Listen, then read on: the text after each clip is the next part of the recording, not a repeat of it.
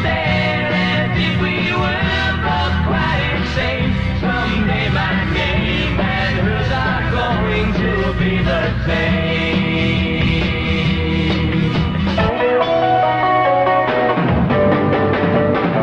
Look through any window, yeah. What do you see? Smiling faces all around, rushing through the busy town, moving on their way, moving on their way, moving on their way.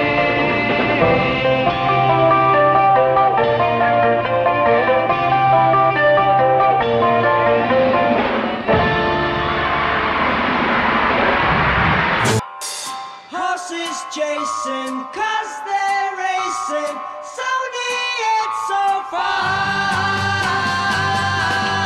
On a carousel, on a carousel. Nearer, nearer by changing horses, still so far away. People fighting for their places, just get in my way. Soon you leave and then I'll lose you. Still we're going round. Hi everyone, it's Plastic EP coming in from Melbourne, Australia. Let me tell you, it's not every day that we have a legend, and he is a legend. Bobby Elliott, drummer for the Hollies. I love the Hollies. I love every single song they recorded, and I love Bobby for what he's done because he is one of the finest drummers in the UK. I welcome you to the show, Bobby. How are you? Plastic, good to meet you. Good day, mate. Yeah, we're good. We're all good. We're up here, and winter's starting as your summer's starting down there. But we'll get through it. We're okay. I'll tell you what, Bobby, you're going to make everyone happy in Australia because we've had so many floods. We've had so many problems with the weather and the water, and this is going to really cheer them up. First of all, let's go back. How did you end up being with Shane Fenton and the Fentones, and then he became Alvin Stardust? Just tell me how you joined that. Tony Hicks and Tony Hicks is the guitarist in the Hollies, my brother-in-law, in fact. Tony Hicks and I had a little band up here. We were semi-professional, and he had this band called the Dolphins. He was only 14. We were apprentices as well during the day. We would work at night, and we got quite a good reputation of being good players, especially Tony. So Tony was sort of headhunted by this guy who was putting the Hollies together, and then I was out of a job, so I'd still not finished my apprenticeship, which should be five years. But I left home and went and joined and auditioned for this guy called Shane Fenton, who later became Alvin Stardust. And my dad drove me down to London in this little A35 van, and I was looking for where the audition was. I knew it was in a cellar. It was raining like it is here today. And I could see there was a queue of guys stood there in raincoats, and one or two had drumsticks sticking out of the pocket. I thought that must be a clue. Anyway, I was at the back of the queue.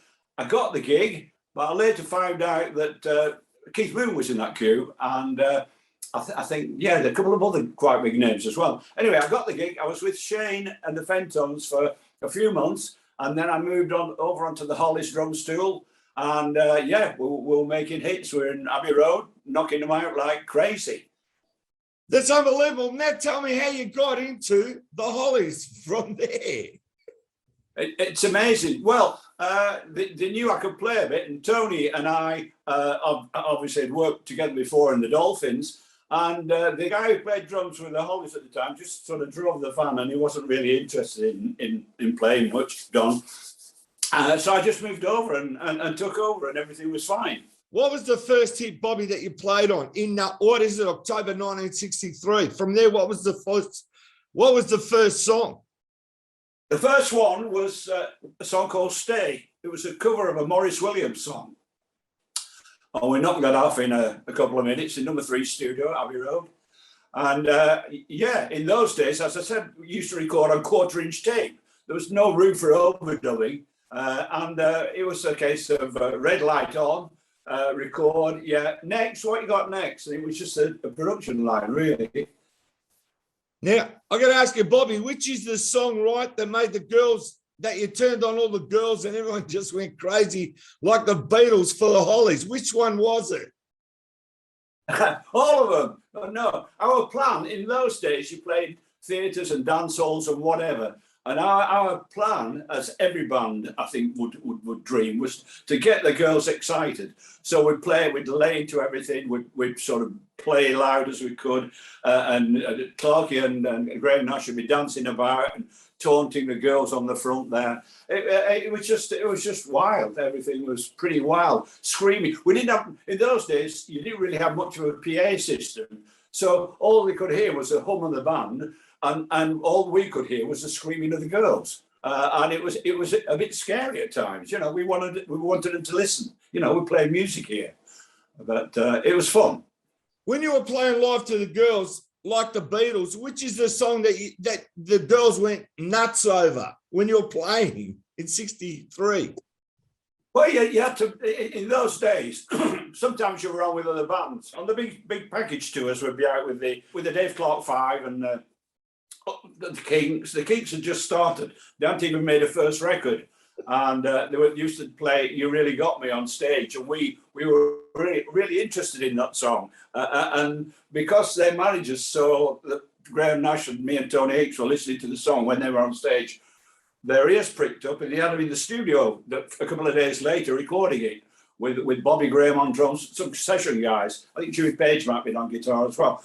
So all the songs in those days, you had such a short shot at getting things going that you wanted every song to propel those girls up in the air or whatever. So I felt that in those early days, I can't put my finger on it. It was mainly the rock stuff, you know. But in the later days, like now, I mean, you've got Long Cool Woman, you've got The Air That I Breathe, You Ain't Heavy. Those are our anthems. And, you know, we can rhyme them off. Everybody has a favourite, you know, Bus Stops and Carry-Ons and Stop, Stop, Stops. So we've been spoiled. I mean, we've spoiled ourselves, I suppose, in a way. When I say spoiled, you know, we've sort of lathered it on with the emotion and the harmonies and the rhythm. So you know, we worked at it. We worked at it to get it going, and here we are. I got to say, look, your sound was so unique that it was your sound, and it was so tight, like the Searchers, like the Beatles. And when you guys played, to me, it was a universal sound. You know, with Alan up front and Graham and everybody in the band, you weren't just the UK. You were like, we're for the US, we're for the world. That's the kind of sound that you put out. And now that's unbelievable. Now, Long Cool Woman in a Black Dress, I can tell you, I can listen to that all day because it's just so great. But I also got to say, Sorry Suzanne, to me, is one of the most perfect pop songs, right? The music, the lyrics, the way the song is laid out from the start to the end, it is the most perfect pop song in the history of the world. Wow, that's something. Well, yeah, I do remember the song. It's one that we didn't actually write. It was written by a guy called Tony McCauley and Jeff Stevens. So we had it. Tony McCauley brought it in on a demo, and it was pretty basic, you know. But we worked it out that we could glamorize it, if that's the right word of it, and make it like you would like. I mean, we commercial, maybe that's a dirty word, but we wanted to make it to get the best out of the song, and that's what we wanted to do with everything we ever did. Tell everybody about your drum kit, the first one that you used, and what drum kits you were using, and what it was like, as I said, playing live with the drum kit, and what make was it, what was it, and how did you get it? It goes back a long way to when my mother had a little grocery store at a place called Pike Hill near Burnley, up here in the north of England. And I would listen to records. I didn't have any drums, but I would get the biscuit tins or the cookie tins or Cadbury's Roses tins out of the shop, which was, my bedroom was above the shop. I would drag the tins next to our radiogram, and I would play along to anything that I could. We also had some neighbours who were older than me that would play like Jerry Mulligan and Stan Getz and you know, Charlie Mingus and things like that. So that got me to jazz. So I was a jazzer to start with. I wanted to play jazz. But the guys, my friends at Nelson Grammar School said, hey, I was Robert then. Robert, you can play a bit. Why don't you get some drums? And I got my first drum that cost me £2, bottom of Walton Lane in Nelson, and a pair of brushes and a pair of sticks. And it built from there. I'd go to my little town here, Colne, and go to the place called the Sefton Club, and there'd be a 6-piece band on there. They were all old guys, but the drummer was George Buckley. And I'd sit there. This was a Saturday night. It's just when we started enjoying beer as 16-year-olds, and I would leave my friends and go and sit at this table at the front with the old people. And towards the end of the evening, George would play the Breakaway Blues, or he would sing the Breakaway Blues. So he'd get off his drum stool and go, Bob, come on. And I was in heaven. I was playing 3 songs, 3 Fats Waller songs, Sunny Side of the Street, and Ain't Misbehaving, and another one. And I was in heaven, and I thought, this is what I want to do. I sat in a big drum kit. I've never really played before, but I knew that I could do it. And it built from there. I got my first drum kit. I borrowed £60 from my father. I got a little Premier drum kit, and then I got a Trixon drum kit, and then a Ludwig drum kit that was a dream of everybody, because in those days, in the early 60s, it was difficult to get American equipment. It was still sort of, we just got out of rationing after the war hit over here. And if you saw a Ludwig drum kit, it was like seeing your first Rolls Royce or Porsche or something like that. So eventually I got my Ludwig, and that's when I was with the Hollies. And when I could afford to buy a decent drum kit, drum companies were knocking on the door wanting to give me drums. So it was quite unusual. Once you had the dosh to buy a drum kit, you were being given them. What was your favourite coloured drum kit that was Ludwig? Silver Sparkle. Yeah. What year was that? I bought that myself. That was in 1963 at Chas Foots in London, in Soho. And then later on, I was in Chicago working with the Hollies in the 60s. And I went to the factory and I got a blue sparkle, and I'm there with Bill Ludwig II, or he was the boss. Bill Ludwig II. There was a Bill 1. This one was Bill 2. So I was sat with Bill 2, and I said, "Oh, that's a nice snare in the corner there, Bill. Here, take it, Bobby. You take that." And I was walking out with piles of drums. I was in there. We were, making money, but yet getting drums given.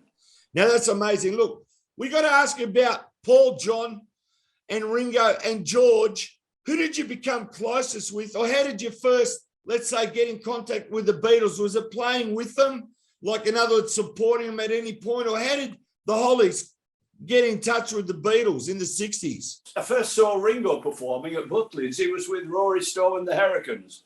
And I didn't think much of his playing then, but later on, we were all in in EMI Studios, Abbey Road.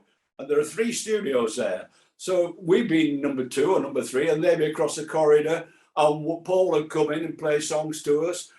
We'd go for a cup of tea downstairs. Or many a time after recording hours, we'd be down the clubs in London, the Ad-Lib Club and the Bag of Nails, where I first saw Jimi Hendrix.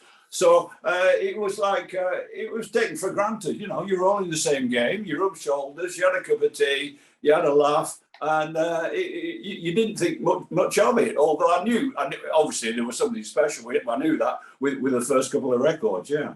That was amazing. What was it like seeing Jimi Hendrix? Tell me what that was like. Was that a trip? Did that blow you out? Yeah, but I've met Jimmy before because we played the Paramount Theatre on Broadway in New York City in 1965, where we did 5 shows a day. We were the only white act on there. The day would start 9 o'clock in the morning with a movie. Then there'd be a rock show and a movie right through the day. This was the Easter, Soupy Sales Easter show. And Hendrix was playing guitar for Little Richard. Yeah. But Richard got into trouble. After the first few shows, the stage manager would say, "Richard, you're overrunning. We've got to get up 5 shows a day in here." I don't care. Those little white girls out there love me. It's all in the book, in fact. But yeah, so Richard had to leave the show, sadly, along with Jimmy. And at that time, the Animals were also in New York, and they come in our dressing room. And Chas Chandler said, Yeah, he said, I've been down to the Cafe au Gogo. It was Geordie. I've been down to the Cafe au Gogo. I seen this guy playing the guitar with his teeth. And he'd seen Jimmy. And shortly after, Charles and the Animals manager took Jimi Hendrix back to London, put him with Mitch Mitchell and Noel Redding. And I saw their first performance down the Bag of Nails, sat next to Bill Wyman from the Stones. I later found that out because Bill sent me his book. He wrote his book years ago, but I looked through it, and here I am sat next to Bobby Elliott and the Hollies watching. I thought, oh, but I forgot about that. Yeah, but what a night that was. Yeah, everyone, the world and his wife were there in this little club down in Soho. Now, I've got to ask you something, Bobby. I'm a big Monkees fan, right? In 1967, well, September 66 in the States, the Monkees had their own TV show. I want to know what you thought of them and if you ever came across any of them or you met them. Back in those days, we were friends with the Mamas and Papas and the Buffalo Springfield and all that. And we were hanging out up at Mama Cass's A-framed house in the Beverly Hills, in the valley, in the canyon, and that was it. And Cass had a sister, and this guy Peter Tork was telling me that they were forming this band called the Monkees, and I didn't think much of it. I thought, well, oh yeah, fair enough. Yeah, what are you going to play? Well, we not much definition, but we carried on talking. But he was, with us five being there, nattering away, he didn't get much of a word in. But interested to see how they blossomed and made all those hits and movies and TV shows. How was it like being in the US at like the perfect time, when all this music explosion is going on? That must have been a real buzz. It was the best ever because we'd gone to the country where we'd learned. The American musicians and artists had taught us, the British musos, how to do it. If you speak to any British band that made it, Beatles or whoever, it was the name of an American musician or artist, or you'd be Little Richard or the blues and all the rest of it. So for us, the Beatles had already broken down the door. We were the foot soldiers that followed along into the States, and it was so exciting because we were going there, landing in New York and doing those shows at the Paramount Theatre and walking out. And the whole place smelled different. The buses sounded different. The phones had a different ring. And it was like we were on a movie set. It was unbelievable. And what about the fast food? You must have loved it, the American culture. Oh, fast food and breakfast and, yeah, as much coffee as you could drink. Now, that's why I now realise where they got the bus from. They're all full of caffeine. Yeah, we were tea drinkers sipping away there, and they were guzzling this. As soon as you finish one cup, the waitress said, "Top your cup up." So that we were buzzing all the time. Can I ask you what's one of your favourite TV shows from the 60s? I'm just saying in the US. I'm giving you an example, right? Gilligan's Island, Time Tunnel. Any of those shows really, you really loved it because it was something different? Oh yeah. I mean, I like some of the cartoon. I like some of the children's programs where they had Mahoney and Nuckhead and Mahoney and all that sort of stuff. Me and Nash used to go crazy on that. But after we finished sometimes when we finished the shows at the Paramount, we'd go back to the hotel because we wanted to watch Johnny Carson. Johnny Carson had just started out, and we thought we'd never seen anybody like him. He was a pioneer. He was the first of a kind, and all the other chat show hosts followed him. And he was magic, and also the guests that were on. That was in the days of black and white TV. Unbelievable. That's amazing. Can I ask you, the first time you saw the Beatles on the Ed Sullivan Show, what was that like? Well, I'd already seen him around here on our local Granada channel, being interviewed and acting Beatley with a comedian called Ken Dodd. So I felt that I knew him. I felt that we live they're in Lancashire, I'm in Lancashire. It was all part and parcel of Northern talent breaking through, because up to then, you've got to remember in those days, the four main recording studios were all in London. If you wanted to make a record, you had to go to London, 250 miles away. So we were out on a limb up here. So to break through for the guys to get down there and meet George Martin and then us being there with Ron Richards and George as well. George Martin was always into our sessions because it was like one big family there, you know, and you go to the pub after. And so it was just the Beatles. It sounds blasé, but, you know, we knew them. Yeah, so here I am now. I'm hanging out with Paul McCartney's daughter, Mary McCartney, who's doing this special, and there's Mary and there's me. We're in number 3 studio at Abbey Road, so the circle has come round, and I'm hanging out with Paul's daughter, and she's producing. Now, I saw the trailer to that special. That's going to be fantastic. It's all about Abbey Road. That's coming up now on one of these streaming networks. That is going to be amazing. It's going to be on the Disney Channel, Plastic, yeah.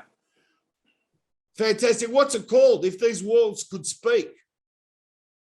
No, If These Walls Could Sing. La la. Now listen, I'm going to ask you, right? Now, just tell me a few of the greatest songs from the 60s, not the Hollies, that really influenced you. Which bands and their hits really influenced you as a drummer? As a drummer, it's got to be anything that Earl Palmer was on. He was Little Richard's drummer to start with, but he played on a lot of the West Coast stuff, like Eddie Cochran's Something Else, that powerful drumming on there. That's the way to do it, as you say. So anything with Earl Palmer on, and there's a lot of stuff that he's not credited for, but I can tell he's playing. I can hear him there. So he was a great influence on me. But I mean, yeah, all throughout the 60s, we used to do those TV shows like Hullabaloo, and there were loads of them that we'd do in New York. And I remember being sat with a Shindig. We did Shindig. Sat with the Ronettes and Nancy Sinatra. And going out down the clubs with them after. It was so, you know, you couldn't believe it. Well, we took it for granted. We just took it all for granted. It was part. We thought, well, this is a business. Yeah, off we go again. Yeah, but I got to say something. In the Holly, I've seen photos, and I'm just saying, you're a good-looking drummer, and not only a drummer, but a fine-looking drummer. So what I'm saying is, the girls must have gone wild for you when you went drumming. I always struggled a bit with the hair. I never had much hair, which was made me try that little bit harder, because I was never a mop top merchant. I could never compete with those guys from Liverpool. I sort of like fair hair. There was just a bit of straggly stuff. So that's why I started wearing hats, really, or caps. And I sort of shaved the whole lot off in those days. But that was my deficiency in a way. But I think it made me try harder. I mean, that's why I became the drummer I am. I think, but that's the only thing that I would find fault with me about. I mean, my playing is okay. We're still playing. I mean, we're off. We're just working out how to get over to Norway. We're in Norway in the new year, and one or two other things. Probably touring this country, UK, and maybe the States. So, I hope you come to Australia. Oh, we hope to. We've changed agents, and he doesn't understand the way we work, and I don't think he gets. We're still training him up, but we love Australia. We love Australia. We know all the venues, you know. The last time I was there, we were in Adelaide, and we were in the same hotel as Bruce Springsteen and the E Street Band, and I was sat there with we're drinking Grey Goose vodka with Max Weinberg and Gary, the bass player, and we had a really good night there. We'd done our gig, and Bruce and the band were doing theirs the following night. We'd just done I don't know what theatre it was, but they'd be doing an outdoor gig somewhere. So you meet these guys and on the road, and it's all part of the fun. When you first came to Australia, what did you think of the fans? Were they more crazy than the UK and the US? In Australia, no, they're all pretty much the same. Maybe Americans get a bit excited, but that's what we like. If you're going down, if you're doing a good show, they're all gonna go for it. So it's pretty well all evened out now. We always get good audiences. Said he touching wood. The Hollies did a cover of a George Harrison song, but not only that, they did a cover of a Monkees song that the Monkees recorded. Now, the George Harrison song, If I Needed Someone, how great is that? That's such a great version. Well, I didn't think so at the time. We were sort of conned in, I wouldn't say conned, that's too strong a word. But the way it was brought to us, we got the demo before it came out on the album. We were told that it wasn't going out on an album or anything. And he'd written it specially for us. Oh, so we were really flattered and thrilled. So we couldn't wait to record it. We recorded it, and it charted, and it was in the top 20. And we read somewhere that he said that he thought he didn't like the version. We later found out, because Tony lives not far from where George lived, and he knew George, he met George. George said he never said that it was one of his staff. So that upset us a bit. You know, we felt like we'd been tricked into recording it. We were writing good stuff of our own at the time. You know, we were writing a stop, stop, stop and things like that, and on a carousel. So it was just, I don't know. I think it was a bad move. I'm not too pleased about that song. I also want to say you recorded a song that the Monkees recorded. Now, I don't know. I don't recall them. No, there's a song that the Hollies have done that have been recorded by the Monkees. You're the girl I'm waiting for, and I'll be true, yes I'll do you, yes I will.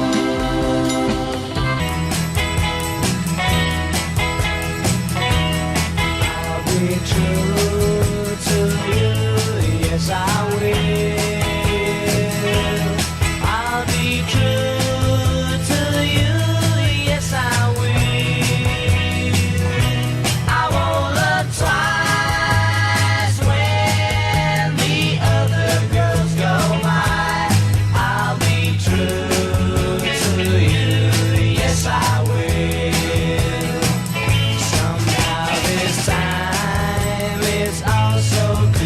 To me, the way to go is easy to see.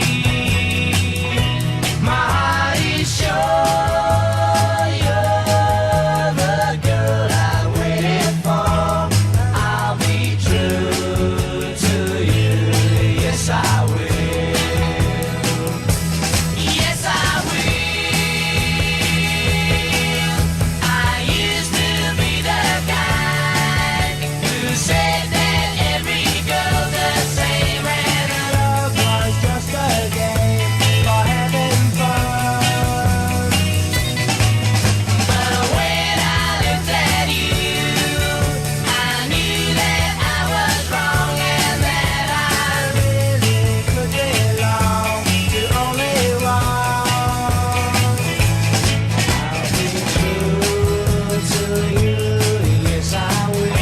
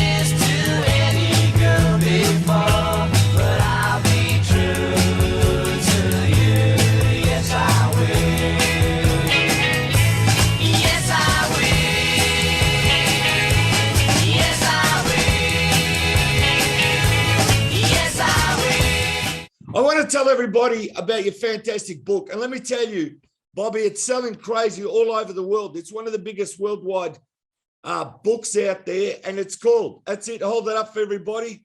It Ain't Heavy. It's My Story, My Life with the Hollies by Bobby Elliott. And let me tell you, here in Australia, we got the biggest website selling it as well, which is Booktopia, Fish Pond, Angus and Robertson, AmazonAustralia.com and others. And you can buy it on Amazon. You can buy it everywhere. Tell everyone the big links where they can buy it, Bobby. I've no idea. I didn't know it was available. It weighs a ton, you know. It's really heavy. So the first print ran out. The first print sold out. And if you look, well, over here it says printed in the Czech Republic. The second print is printed in Malta, of all places, but you can't tell the difference. But I'm quite pleased with it. I've always kept diaries. That's the secret. The diaries.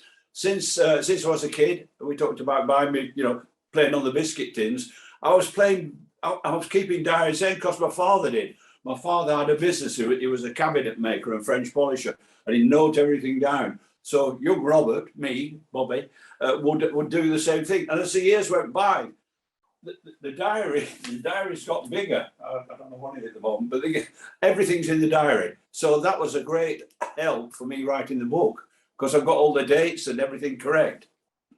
That's amazing that you can remember little things that mean a lot that have gone into the book. And as I said, I want the world to read that book because it's fantastic. There's no question about that. Now, Bobby, I just want to ask you, what coming events have you got or anything you want to talk about your current music, where they can find you on the net? Well, we've got sort of new management now, and it's based in America, so I'm not sure what's going on. We have a fan club guy over here, and we've got somebody over in the States, so I don't pay much attention to all that stuff. But what we got coming up is this, as we talked about, the If These Wolves Could Sing, that's going to be out on Disney Channel in December 15th. In fact, there's a reception in a week or two, which I'm going down to. It's going to be Abbey Road Studios. It's going to be the first viewing, and I'm going to be there and rubbing shoulders with Ringo and Elton. Elton John will be there because Elton John played piano on He Ain't Heavy's My Brother. He played on a few of our tracks, but Elton never recorded there with his band. He never recorded at Abbey Road, but I know he's there because I've seen the footage. And so I'm quite looking forward to all that. I want to thank you so much, Bobby Elliott. You are a rock and roll legend, inducted into the Rock and Roll Hall of Fame in 2010. You joined the Hollies in August 1963. You played on all the greatest hits. And sincerely, you are a legend, a music legend, and the world loves you. And every day you wake up, you don't know how happy you make people when they turn on that radio or they watch the Hollies videos. It's just so fantastic to talk to you, Bobby. Wow, classic! Thanks so much for that. That's really moving. Yeah, it's been a privilege. It's been a privilege. And thanks for your questions and thanks for your insight. You're a very, very knowledgeable guy. Thank you. Thank you, Bobby.